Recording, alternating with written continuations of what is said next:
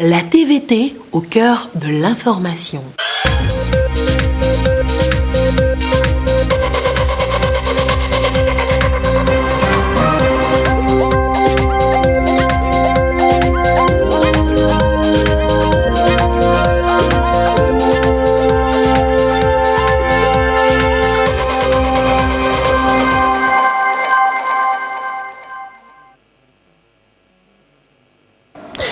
L'approche contractuelle mise en place il y a bientôt 3 ans au centre hospitalier régional d'Atakwame porte des fruits. La méthode permet d'améliorer le système sanitaire. Les acquis de ce mécanisme du chef de l'État à suivre dans un instant. L'artisanat au Togo pourra générer plus de 4000 entreprises d'ici à 2025. Le gouvernement s'y engage. Qu'est-ce qui est fait concrètement? Et nous allons le voir tout à l'heure. Voilà pour le sommaire. Où que vous soyez, vous êtes en direct sur la télévision togolaise. Bonsoir et bienvenue dans cette édition. Les rideaux sont tombés ce samedi sur le colloque international de l'Université de Lomé. Les universitaires ont planché durant 2 jours sur la place de la littérature et de la culture dans la promotion d'une paix durable. Dans le sujet qui suit, que Salah nous aidera à établir le lien entre la littérature, la paix et le développement. Bibliothèque universitaire de Lomé. À l'intérieur, des étudiants profitent de leur temps libre pour renforcer leurs connaissances livresques. Ici, chacun fait le choix de son œuvre littéraire. Mais une question se pose, toutes ces œuvres contribuent-elles au développement? Si nous parlons de littérature créatrice, les romans, les pièces de théâtre, les poèmes et les critiques littéraires, oui, tout ça contribue au développement. Tout dépend de comment on les lit. Le lecteur qui rencontre cette œuvre-là et qui la lit, cet écrivain-là, à partir de ce qu'il a, apprend à s'identifier au personnage, pas pour forcément épouser ses points de vue, mais il peut se dire, ah, je vois le monde à travers les yeux de ce personnage-là. Et il y a un impact. La problématique du rapport entre la littérature et le développement est d'actualité dans la plupart des pays en développement. Et le colloque international de Lomé a planché sur la question. La littérature peut être réellement une arme pour aller vers le développement. Il faut d'abord la lire et qu'elle imprime des changements au niveau de ceux qui sont en train de le lire. C'est celui qui va transmettre le message qui doit prendre la mesure de ce qu'il doit dire. Donc, il y a une sélection qui peut être faite pour qu'elle soit bénéfique. Ce qui ne peut pas permettre de développer, de transformer, d'apporter des modifications, on ne doit pas l'enseigner aux apprenants. 2 jours d'assises et des propositions sont faites par des universitaires. Un rapport sera produit pour permettre aux différents acteurs de noter avec précision comment les lettres et la culture peuvent être mises au service de la paix et du développement dans les États africains. Nous entendons aussi sortir les idées d'une manière synthétique pour que les gens comprennent comment la littérature est facteur de paix. Quels sont les actes concrets, quels sont les éléments identifiables dans les œuvres littéraires qui peuvent être responsables de la paix, qui peuvent être responsables du développement. Nous savons qu'un développement mal géré ne donne pas la paix. Un développement bien géré donne vraiment la paix, puisque au final, tout le monde sera content de la manière dont c'est géré. Et c'est ça qui est le début de la paix. Les enseignants-chercheurs de la sous-région et du Togo restent confiants des acquis de ce colloque, la première édition. Ils espèrent se retrouver très prochainement autour d'une autre thématique, pas moins importante que celle-ci. Je vous l'annoncer en titre depuis juin 2017. L'approche contractuelle est mise en place au centre hospitalier régional d'Atakwame. C'est pour une amélioration du système sanitaire. Les résultats sont positifs, vous allez le voir. Le mécanisme est bien apprécié là-bas à Atakwame. Silver Abdou.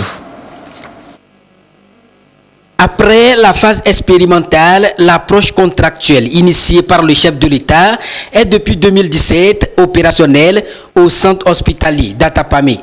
En moins de 3 ans de mise en œuvre aujourd'hui, cette approche a favorisé un changement structurel du centre hospitalier régional d'Atapamé en termes d'aménagement, de gestion et de prestation de services.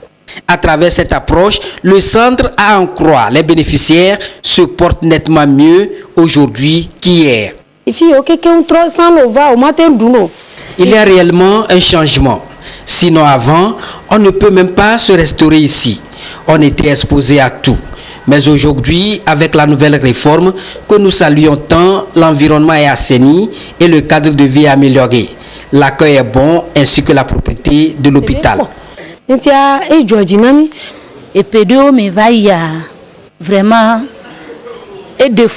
Je vois que l'hôpital n'est plus comme avant, où les choses se faisaient dans le désordre. Les prestataires sont très accueillants. Moi, je suis accompagnante. C'est ma mère qui est malade. Et depuis que nous sommes arrivés, je me demande si c'est un rêve. On a mis des équipes à notre disposition. Les choses ont vraiment changé. Cette nouvelle réforme n'est pas une privatisation, mais plutôt une réorganisation de la structure.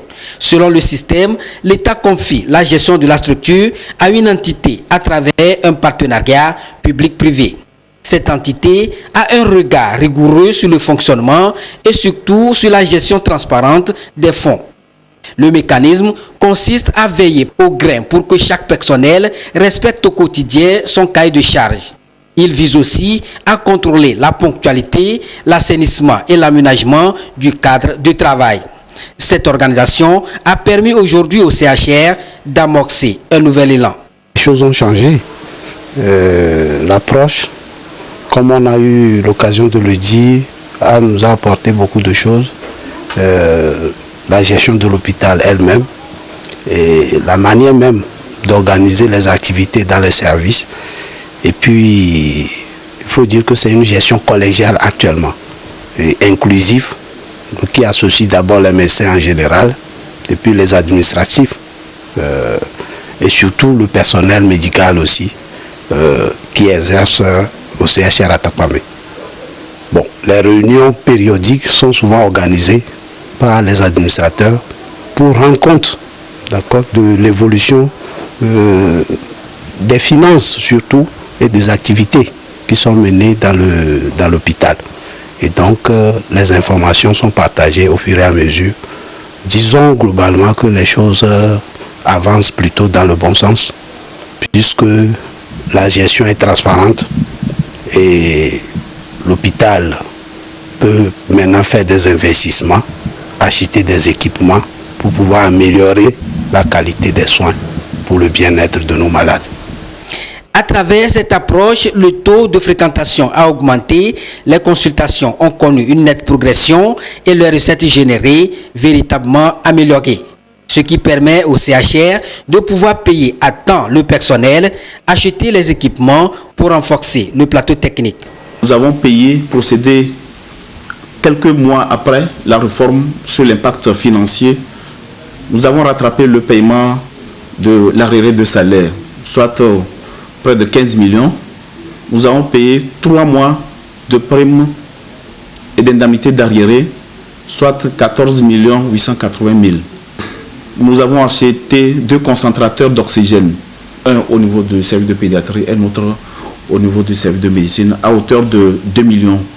Et les tables multiparamétriques poursuivaient les constantes de ces gens-là en coma, à 2 également, un autre à la pédiatrie, un autre à la médecine. À cela s'ajoute l'aménagement et la réhabilitation de certaines infrastructures entièrement rénovées et équipées. Nous avons également, sur cet impact financier, amélioré le cadre et les infrastructures d'accueil. Nous avons aménagé la pharmacie. Ceux qui connaissent bien l'hôpital, avant le début de la réforme, la pharmacie était logée dans les locaux de l'ancien Togo Pharma à l'extérieur de l'hôpital. Et donc, les services de soins d'hospitalisation étant au fond, il fallait mettre du temps, parcourir l'hôpital, sortir pour chercher la pharmacie et revenir. Ce qui avait naturellement un impact négatif sur le délai de prise en charge et la qualité. Et donc, l'une des priorités au lendemain de l'approche était de loger la pharmacie, de rapprocher la pharmacie des services de soins d'hospitalisation.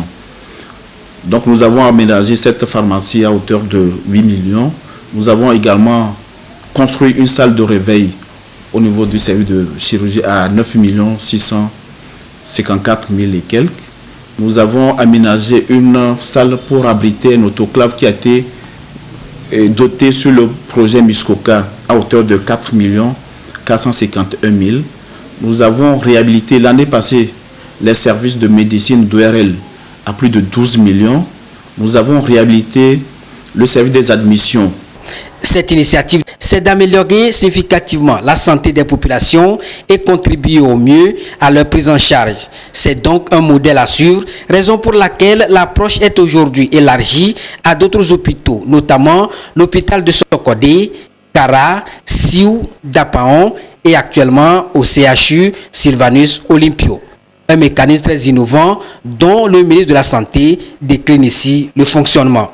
Nous avons commencé cela à Dapaomé il y a 2 ans, un peu plus de 2 ans, et les résultats sont très positifs.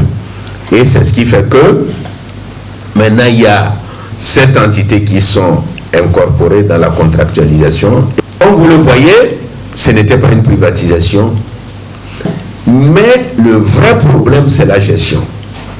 Et donc la contractualisation va dans le sens de la bonne gestion.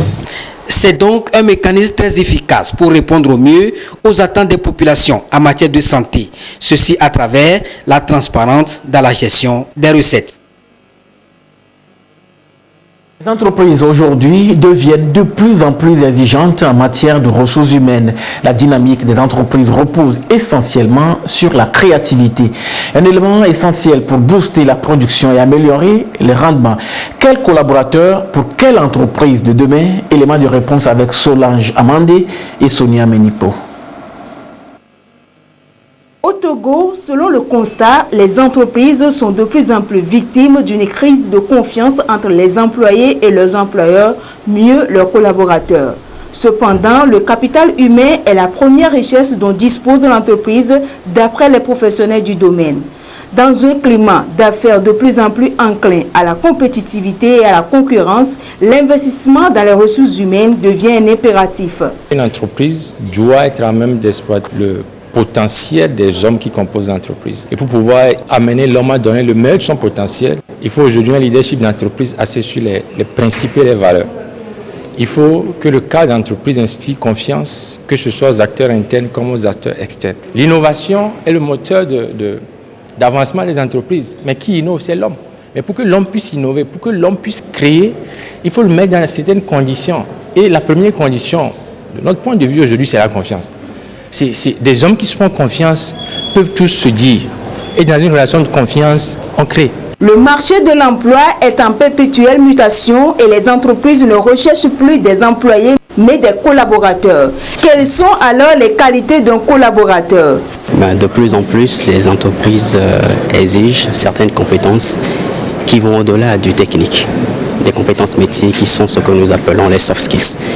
Les soft skills, c'est ces compétences interhumaines, ces aptitudes qu'a l'employé à pouvoir rapidement apprendre de nouvelles choses, à pouvoir s'adapter, pouvoir travailler en collaboration avec d'autres collaborateurs au sein de l'entreprise.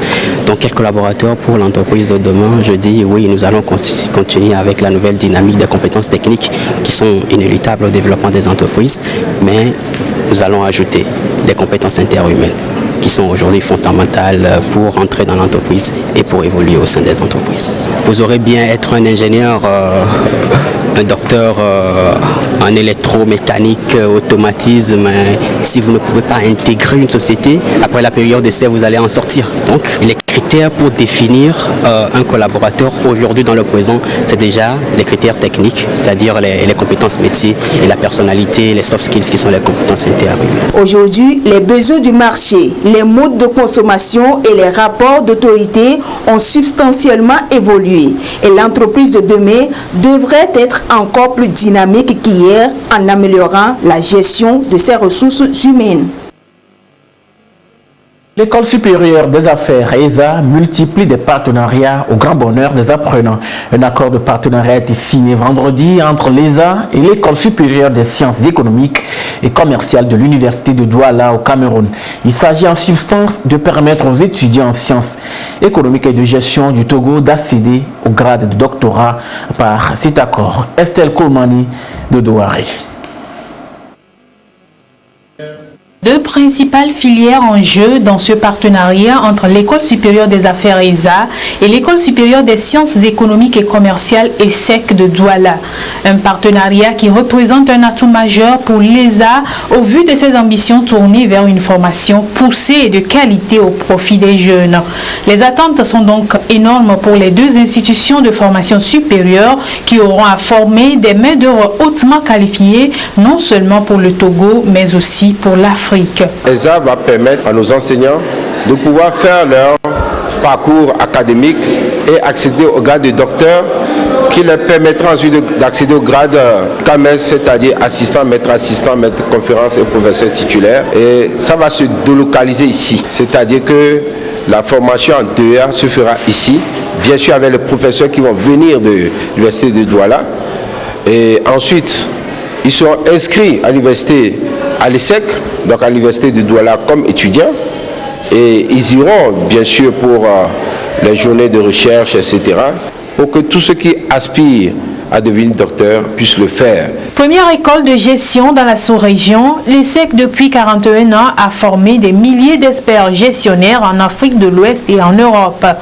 Elle se porte donc garante de la formation des futurs docteurs de l'ESA via ce partenariat gagnant-gagnant. Qu'est-ce que ce partenariat rapporte à l'ESSEC? La première chose déjà, c'est la notoriété, le rayonnement international décuplé de l'École supérieure des sciences économiques et commerciales de l'Université de Douala. Et en deuxième lieu, et ça a un avantage comparatif qui intéresse l'ESSEC, c'est cette aptitude à former en expertise comptable. Les étudiants de l'ESSEC pourraient à terme également bénéficier de cette expertise de l'ESA. Ce n'est qu'un seul point. Et plus tard, on va développer davantage de partenariats. Cette convention n'est qu'une initiative parmi tant d'autres que l'ESA a prise pour former des intellectuels capables de contribuer significativement au développement du pays. L'Agence de promotion et de développement des agropoles du Togo a initié à l'endroit de tous les acteurs impliqués dans la mise en œuvre du projet de transformation agroalimentaire une rencontre. C'est pour élaborer et valider le plan de travail budget annuel 2020. Ce plan va servir d'orientation dans la planification des activités de chaque acteur pour le compte de l'année 2020 en matière de promotion des agropoles au Togo. Sylvain Abdou.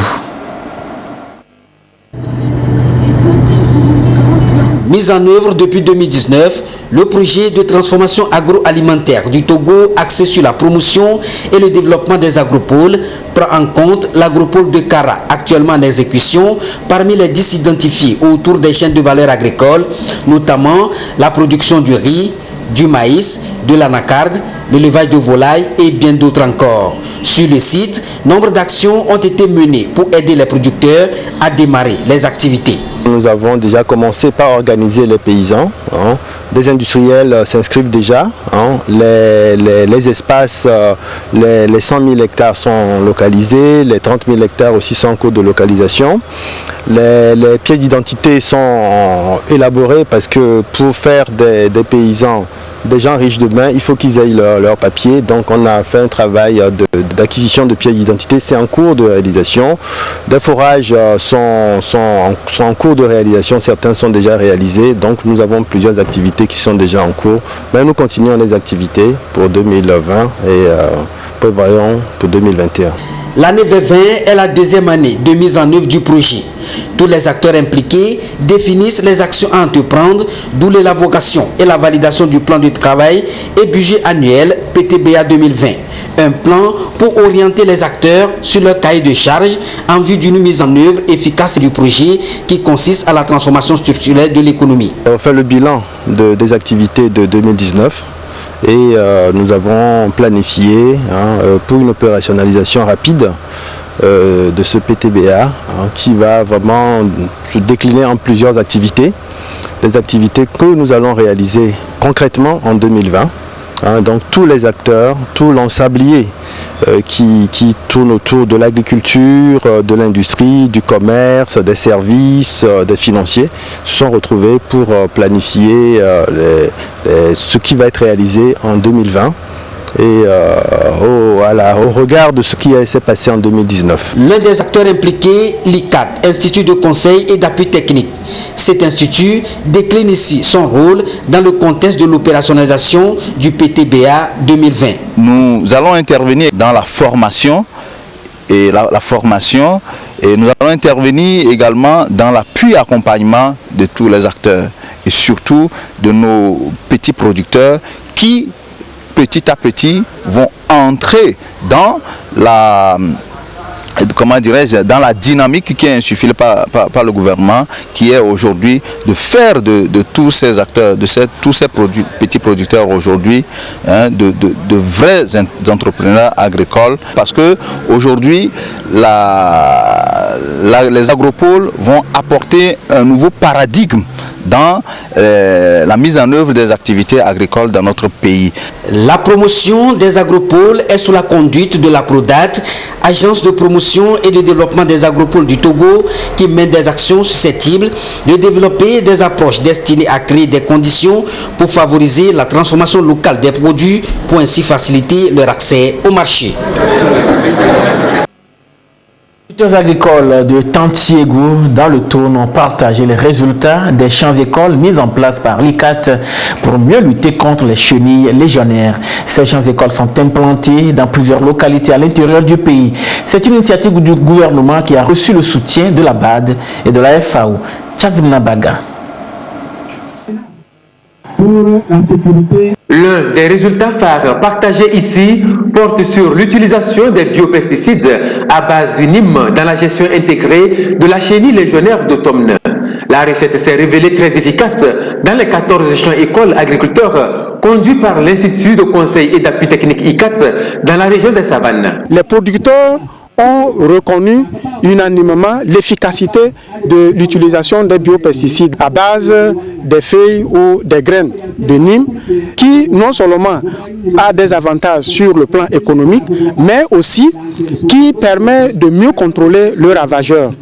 Et aujourd'hui, en termes de perspective, qui se présente même comme un défi, c'est comment on fait pour rendre disponibles ces biopesticides-là pour permettre une utilisation à grande échelle par les producteurs pour mieux contrôler la chenille légionnaire et permettre d'éviter les pertes de production au niveau des exploitations agricoles. La rencontre, qui se veut également un cadre d'information, de sensibilisation et de capitalisation des différentes expériences, s'est focalisée sur la reconnaissance du ravageur. Les chenilles là, sur la tête, tu vas voir, c'est comme un triangle comme ça. Il a 4 points au dos. Il a 3 traits jaunes. Qu'est-ce qui peut te prouver que vraiment il est dedans? Donc, sur le maïs, tu vas voir les feuilles sont trouées. Certaines feuilles se rongent et ça devient blanc même. C'est à base de ça tu peux savoir qu'ils sont dans ton champ. Et tu vas commencer par traiter. C'est depuis 2016 que la chenille légionnaire d'automne est apparue au Togo, ravageant des centaines d'hectares de maïs, de riz et de sorgho, menaçant du coup la sécurité alimentaire. En réponse à cette invasion, le gouvernement togolais, avec l'appui de la FAO et la Banque africaine de développement BAD, a mis en place la stratégie pour la gestion intégrée de la chenille légionnaire d'automne. En mai 1982, les États membres de la CEDEAO ont adopté un accord visant à faciliter le trafic routier des marchandises entre États. Il s'agit de relever le défi majeur de l'intégration économique africaine. Chaque État dispose en son sein d'une institution capable de garantir le cautionnement des marchandises lors du trafic. Et c'est quoi donc une caution nationale? Quels sont les défis auxquels elles font face? Élément de réponse avec Carmen Madier. Depuis mai 1982, les pays de la CEDEAO, son littoral maritime, bénéficient d'un accord douanier qui leur facilite le transport des marchandises par la route grâce à l'accord sur le transit routier inter-État TRIE-CEDEAO. Ces marchandises sont exonérés de droits de taxes sur le territoire des États membres lors du transit. Pour assurer le bon déroulement du transit entre les États, il a été institué un mécanisme de garantie des opérations du TRIE appelé caution nationale. Les cautions nationales garantissent donc les taxes, droits et pénalités éventuelles encourues sur le territoire des États membres lors du trafic. Ces cautions nationales sont quelquefois confrontées à plusieurs difficultés. Le premier défi, c'est de rassurer les douanes de chaque pays que nous avons les moyens, nous avons l'organisation pour éviter les déversements ou quand ça arrive qu'on puisse faire face aux remboursements qui sont sollicités. Ça, c'est le premier défi. Alors, le deuxième qui suit, c'est qu'au niveau de la CEDEAO, la convention TRIE est une convention supranationale prise par la CEDEAO depuis 1982.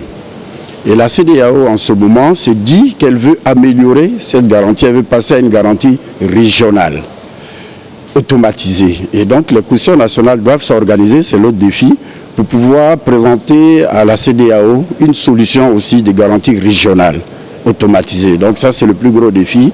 Au Togo, la caution nationale est la Chambre de commerce et d'industrie du Togo, CCI Togo. Elle a pris des mesures pour rendre le transit inter-État des marchandises plus fluide. Des fois, il y a des cas de reversement qui se font au lieu que les marchandises quittent normalement le Togo pour les pays d'Interland, ces marchandises sont déversées. Et la société STGT est chargée de cela pour qu'on constate réellement que la marchandise a quitté le Togo pour l'Interland pour ne pas créer ce problème. Parce que lorsqu'on déverse la marchandise au Togo, la donne, cette marchandise échappe à la douane. Donc il y a un manque à gagner pour notre État. Donc tous ces problèmes sont totalement gérés au niveau de la Chambre de commerce et nous faisons de telle sorte que chaque jour qu'on soit mieux servi pour le bien-être de notre économie. Le transport routier constitue le ciment, le premier vecteur de l'intégration auquel aspire la sous-région ouest-africaine. Les pays de la CEDEAO doivent donc tout faire, selon les experts, pour mettre en œuvre les réformes dans les domaines du transport afin de booster leur croissance économique. Promotion artisanale au Togo, le gouvernement togolais s'y engage et le secteur va être boosté d'ici à 2025. Le secteur doit générer des revenus substantiels. L'idée est de faire de l'artisanat un moteur de croissance économique. Qu'est-ce qui est fait afin d'amener les artisans à devenir des acteurs de développement socio-économique? Voyons cela avec Augustin Kossi. L'artisanat au Togo, un secteur qui suscite de plus en plus d'engouement.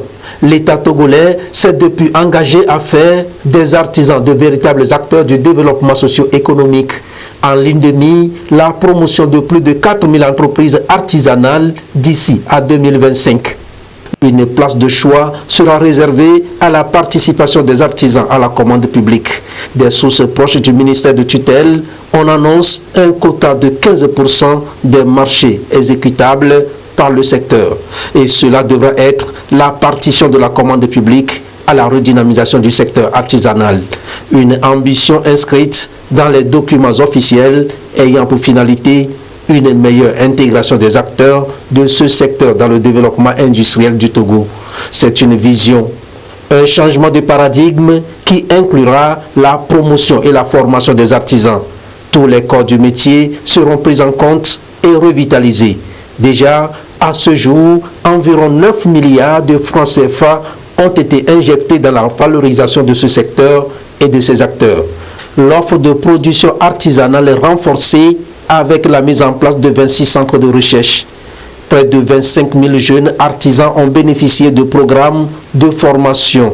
Il s'est agi de promouvoir de véritables entreprises artisanales en vue de renforcer l'attrait touristique du Togo.